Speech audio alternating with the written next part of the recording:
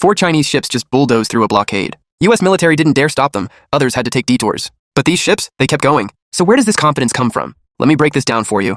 During April's tensions, the US was basically signaling a blockade around Iranian waters. The key area? The Strait of Hormuz. What's the big deal about this place? It's one of the world's energy choke points. Whoever controls this can mess with global oil prices. So here's what happened. 4 Chinese supertankers, COSCO, Ronghai, Jinhai, Bonanza, just sailed right through on their original route.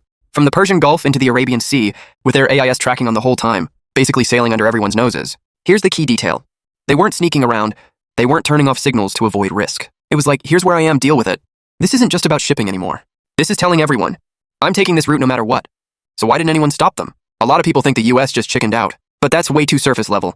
More accurate answer? The US did the math and chose not to act. Because once you make that move, the cost isn't just stopping one ship. Let's start with the most obvious layer. China made it crystal clear. Energy trade with Iran is legitimate business. Navigation is freedom guaranteed by international law. Translation? Pretty straightforward. You make a move, you're escalating from strategic game to direct confrontation. And we're talking about the world's most sensitive energy corridor. This isn't about whether the US can handle the consequences. It's whether they dare open that door. Go deeper. It's about power balance. People only look at whether there are warships on scene. But real deterrence was never just about what's visible. Chinese Navy routinely operates in the Gulf of Aden and Arabian Sea on escort missions. This isn't temporary. This is permanent presence. You might not see them escorting closely, but they're part of the system. If something goes down, response time won't be slow. More importantly, it's about overall capabilities. Today's China isn't the same country that could only argue with words. Now it's rules plus strength combined. You follow rules, I'll do normal business. You break rules, better think about consequences. That's why the other side backed down. People love comparing this to the Galaxy incident in 1993. That's actually a perfect example. Back then with the Galaxy, the US forcibly stopped and searched a Chinese cargo ship. Found absolutely nothing, but they still wouldn't apologize or compensate.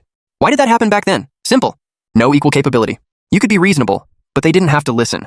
But now it's different. Now the situation is, while you're being reasonable, they have to consider the cost of being unreasonable. That's the fundamental change. Look at the bigger picture. This isn't just about 4 ships. It's sending a signal. These so-called blockades can't just happen whenever like before, especially when global supply chains are so interconnected. You mess with one route, you're not just affecting one country. You're affecting entire supply chains. Think about it. If those 4 ships got stopped, what would happen? Oil prices spike immediately. Markets panic. Would other countries' ships dare to sail through? Global energy transport gets directly affected. This chain reaction, the US would eat it too. So they don't not want to get tough. Getting tough just costs too much. Here's something even more real. China wasn't the only one that got through. Even ships doing gray area stuff, like ones that stopped in Iran mid-route, also passed through fine. What does this tell us? The rules are getting flexible interpretation. Surface level, it's still a blockade. Reality?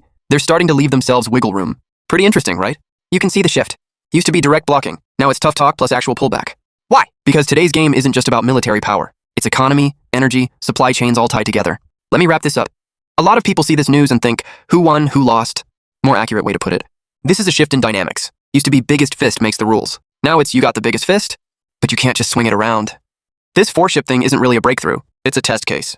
When your supply chains, trade systems, and naval power are all in place, you don't need to challenge anyone. You just sail normally. And they have to decide whether to block you. Bottom line, used to be you had to read other people's faces. Now you follow the rules, and others have to think twice about blocking you. That's the difference.